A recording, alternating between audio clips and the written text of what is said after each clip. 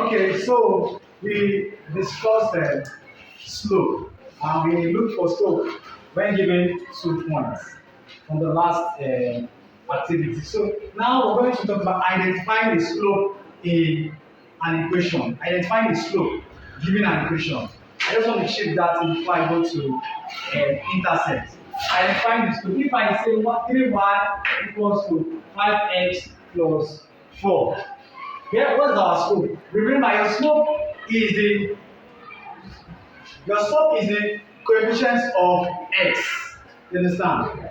Your slope is the coefficient of x. But in this case, for your slope to be the coefficient of x, the coefficient of y must be what? 1. But here the coefficient of y is not 1. So your slope cannot be 5. You have to solve it such that the coefficient of y is 1. Hence, you have your slope to be the coefficient of x. So let's look out for that. Let's set y equals 1. So here y is 1. Then we have 5 over 3x plus 4 over 3. Now our slope is what? 5 over 3. Remember, the equation is equals what? The equation equals to y equals to mx plus b or plus c. So look at what is the weight of our x? Is it not this? And remember your y is what? 1. So this our slope is what? 5 over 3. So you can identify your slope like that. So your slope is 5 over 3. Then your intercept is this. So you come to intercept. Let me write another expression.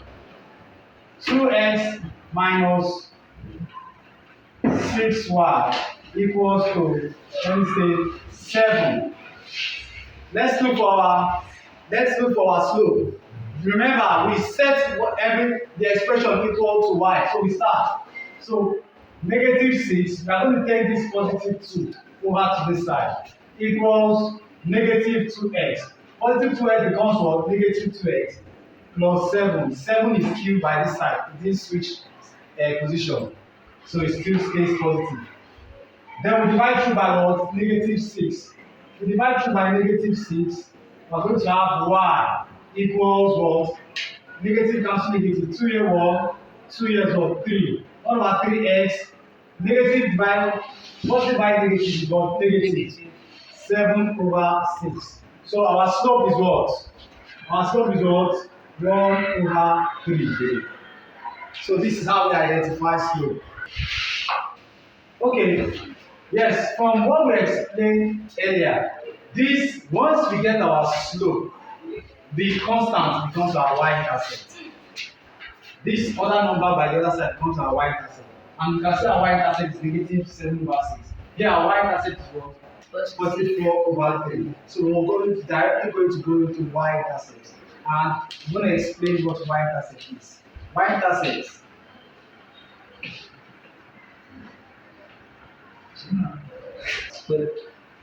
Okay, we're going to discuss y-intercept now. Intercept is the value of y when x is 0. Value of y when x is 0. And there's also x-intercept. The value of x when y is 0. That's what you get for the quadratic equation. You always set it equal to 0. They get 2 values for x. But that's x. But we're not talking about, for this case, we're talking about y-intercept. The value of y when x is 0. Y equals to mx plus b. That's what we do. So we'll stay with b. Now, when we set x equal to 0, you're going to get this. Let's set it. When x equals to 0, y equals to m times 0 plus b. 0 times m is what? 0. Y equals to 0 plus b. So y equals b. So y is equals b. So whatever our b is, y will always be your constant when x is what? Set to 0. So let's pick an expression for that. Let's say y equals 2x plus 3. Our y-intercept is what? 3. Because when x is 0, y will be equals 3. Let's set x equals to 0. So 0 plus 3. This is what? 0 plus 3. So x is what? 3. This is 3. Y equals 0 plus 3. Then y is 3. So when our x is 0, this becomes our y-intercept. So in a nutshell, our y-intercept is the constant of that equation. Let's look at something. Let's look at 5x plus 7 minus 4y. Let's look for our y-intercept. Our y-intercept is going to be, it's not 7 in this case, because y is not, the equation of y is not 1. Once the equation of y is 1, then you get your slope and your intercept. So let's bring everything around. We can rewrite it as 4y equals to 5x plus 7. Divide through by 4, divide through by 4, divide through by 4. So y equals what?